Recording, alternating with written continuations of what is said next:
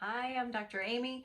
I talk about symptom tracking all the time. So today I'm going to show you how to start your symptom tracker and how to get it set up so that it's usable and so that it's actually tracking the things that really matter. So let's go. Okay, as it turns out, I'm technically challenged, so recording a tabletop is harder than I thought. Sorry guys, can't figure that out. So I'll just take pictures and walk you through verbally. So the first symptoms that I usually put down are general symptoms, right? Things that apply every day, like my energy level, my appetite, my mood, and my sleep.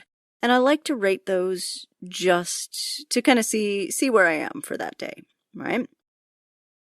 After that, I put down typical symptoms that I often have. So things like headache, joint pain, muscle pain, that's just where my body goes. If it's stressed out, it goes to pain and stiffness, brain fog, blah, blah, blah. I usually leave a couple of blank lines just so that if other things come up or if, there's something unexpected that happens, I can write them in there. And then at the bottom, I'll add symptoms that are still me. But things that are directly related to my basic state. So I put down HSP, which is highly sensitive person. That doesn't go away. Like, I'm always a highly sensitive person, but there are some days that it interferes with my life more. And on those days, I'm going to give it a higher rating, right? Where, I really just can't keep things out. I don't have barriers for myself. Also, overwork, because that's my basic nature.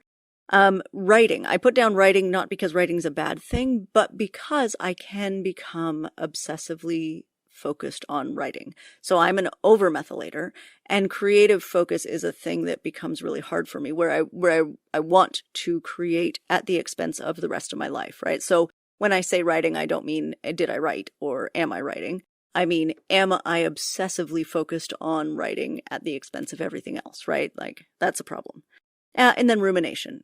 It's a tendency that has been mostly managed for a really long time, but I still like to keep track of it because if it's popping up, then I know there's some imbalance with my basic state.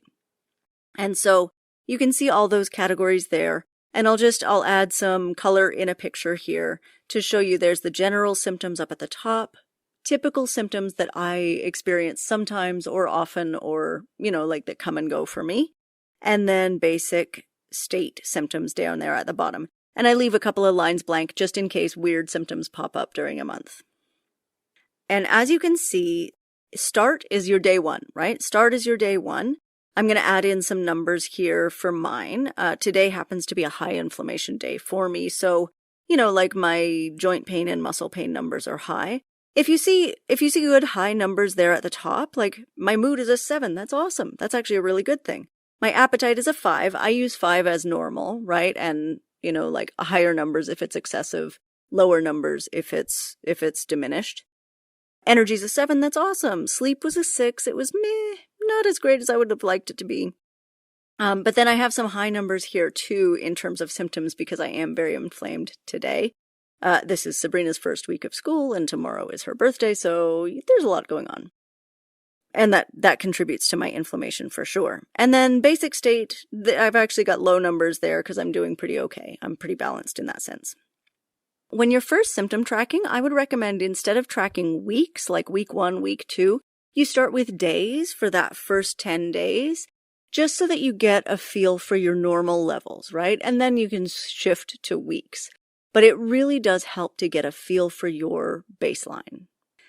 Sorry I couldn't do an actual video of me like writing these things down, but yeah, at the end of the day, that is beyond my technical ability at this time. So, symptom tracking.